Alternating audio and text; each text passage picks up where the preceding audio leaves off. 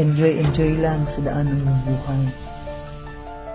Hindi kailangang laging mabilis.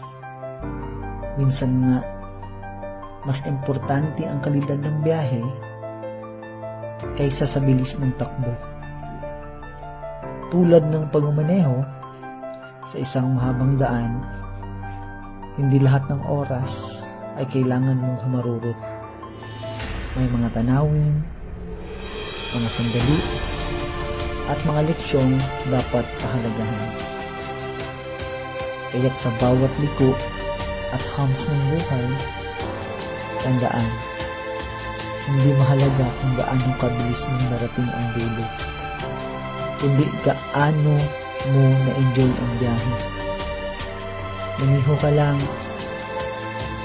relax ka lang, at sa huli, lagi mong tatandaan